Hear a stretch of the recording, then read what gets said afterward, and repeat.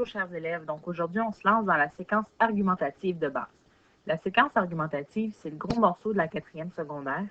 Ce que c'est dans le fond une séquence argumentative, c'est que je vais prendre position sur un sujet.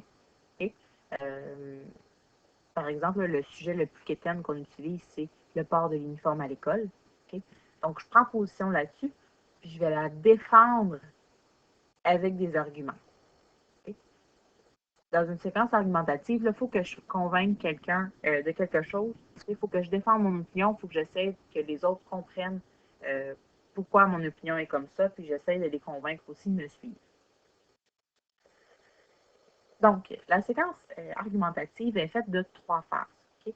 Donc, on est habitué, lorsqu'on commence une séquence, c'est important de présenter ce qu'on va faire. Okay? Donc, dans la séquence explicative, je reformulais ma question. Bien, dans la séquence argumentative, là, je vais présenter ma thèse. Ma thèse, ce que c'est une affirmation. Okay? Dans le livre qu'on lit, Des fleurs pour Algernon, ma thèse, j'avais le choix entre 2 thèses. Là. Mais une des thèses, c'est que l'opération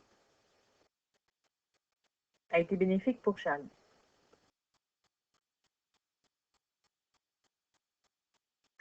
C'est bénéfique pour Charlie.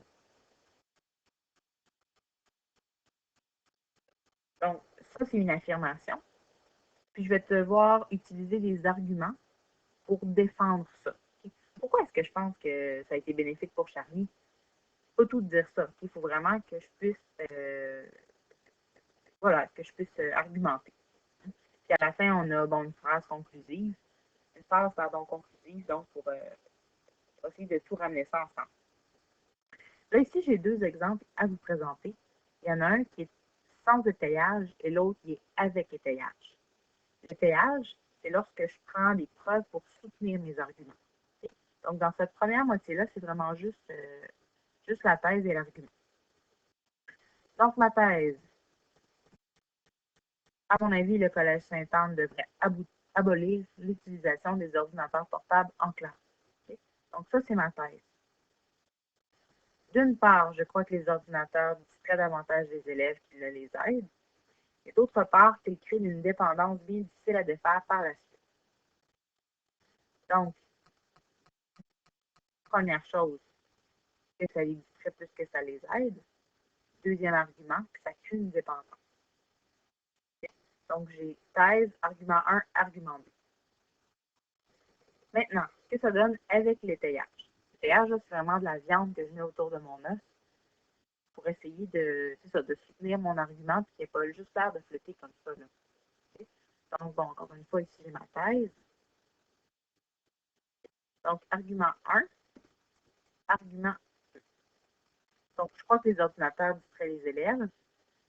En effet, il n'est pas rare de constater que les élèves naviguent sur Internet ou jouent à des jeux vidéo, alors que l'enseignant leur demande de travailler. Donc, ça, c'est la preuve.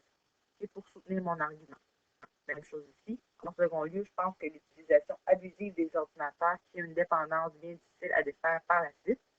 À ce sujet, l'Institut de recherche en psychologie de l'Université de Montréal a publié des résultats de recherche qui effraient. Il semblerait que 35% des jeunes qui passent plus de 3 heures sur un ordinateur par jour développeront une dépendance sévère envers ces technologies. Donc ici, pour expliquer que ça crée une dépendance, je vais aller parler de l'Institut de recherche puis d'une étude qui a été faite.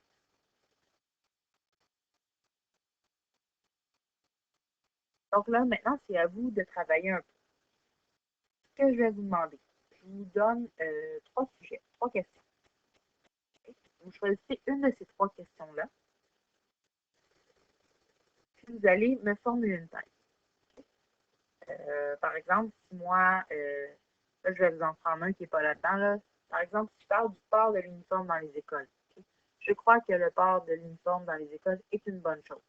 Ça, c'est ma thèse. Ensuite, vous me trouvez un premier argument et un deuxième argument. Okay? Pas besoin de me l'étayer, je veux juste savoir c'est quoi votre argument. Ensuite, on va parler d'étayage. Parce que juste un argument comme ça ne vaut pas grand-chose. Il faut essayer de l'expliquer, notre argument. Donc, il y a plusieurs procédés qu'on peut utiliser. Le premier, c'est le recours à l'autorité. Lorsque je prends juste faire attention, là, le mot autorité. L'autorité, ça peut être quelqu'un de connu. Par exemple, si je veux m'acheter des bâtons de golf, et je pourrais demander à Tiger Woods, je pourrais par exemple dire que Tiger Woods nous propose telle marque. Par contre, donc là, Tiger Woods, c'est une autorité. Par contre, si j'essaie de m'acheter une auto, est-ce que Tiger Woods est la meilleure autorité? Je ne suis pas certaine. Et donc, faites attention à ce que ce soit fiable, votre autorité. Donc, consultation, données statistiques, résultats d'études. Dans tout à l'heure, on a parlé de l'étude à l'Institut de recherche en psychologie de l'Université de Montréal, comme quoi, bon, il y avait des élèves qui développaient des dépendances. C'est ça un résultat d'étude. Ensuite, un exemple. Okay? Ça, c'est tiré de la réalité, c'est un passage d'un texte. Donc, dans ce cas-ci, je disais que bon, les ordinateurs distrayaient les élèves. Je dis qu'il n'est pas rare de constater que les élèves naviguent sur Internet. Okay? Donc, c'est juste un exemple tiré de la réalité. C'est ce qui s'est passé dans mon cours tout à l'heure. Ils étaient sur Internet alors que je ne sais pas ce qu'il fallait faire. Ensuite, je peux avoir une séquence descriptive. Par exemple, si je parle du sport de l'uniforme au secondaire, je peux dire l'uniforme, c'est une bonne chose d'abord parce que c'est beau dans les écoles. L'uniforme est composé d'une jupe bleue qui rappelle bla bla bla et d'une chemise blanche qui s'agence parfaitement à. C'est vraiment une description. Je peux aussi expliquer quelque chose. Si par exemple, bon, on va prendre l'exemple encore de l'uniforme.